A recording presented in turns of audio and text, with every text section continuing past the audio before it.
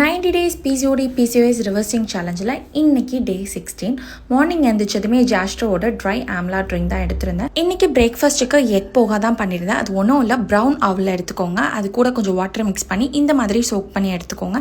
And இன்னைக்கு 3 X எடுத்தேன், ஒரு ஹோல் எக்கு யோக்கோட எடுத்திருந்தேன். ஒரு பேனில் கொஞ்சோண்டி ஆலிவ் ஆயில், அதுக்கு பிறகு இந்த மாதிரி கடுகு அந்த மாதிரிலாம் போட்டுட்டு ஆனியன், கேப்சிகம், அது கூட நம்ம பீட் பண்ணி வச்சுருந்த எக்கையும் போட்டு ரொம்ப மிக்ஸ் பண்ணிக்கோங்க. அண்ட் போகாவையும் ஆட் பண்ணிவிட்டு கொஞ்சம் சால்ட் அண்ட் கொரியாண்டர் லீஃப் போட்டிங்கன்னா செமையான எக் போகா ரெடி. அண்ட் செம டேஸ்டி அண்ட் ரொம்ப ரொம்ப ஹெல்த்தியான ஒரு விஷயம். இது ஈவினிங் டின்னருக்கு கூட நீங்கள் எடுத்துக்கலாம்.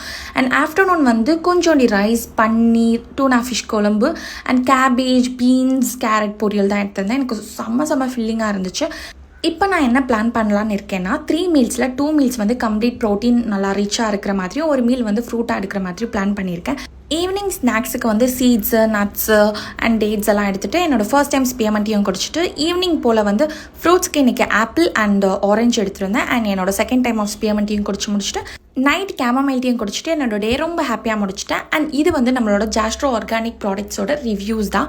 ஸோ நிறைய பேருக்கு பீரியட்ஸ் ரெகுலரைஸ் ஆகிருக்கு, ப்ரெக்னென்ட் ஆகிருக்காங்க, நம்மளோட காம்போ இன்டேக் பண்ணி நீர்க்கட்டியோட சைஸை கம்மி பண்ணியிருக்காங்க, தைராய்டை ரிவர்ஸ் பண்ணியிருக்காங்க. ஸோ உங்களுக்கு இந்த ப்ராடக்ட் வேணால் இந்த நம்பருக்கு வாட்ஸ்அப் பண்ணி உங்களோட ஆர்டரை ப்ளேஸ் பண்ணிக்கோங்க. பாய், நாளைக்கு பார்க்கலாம்.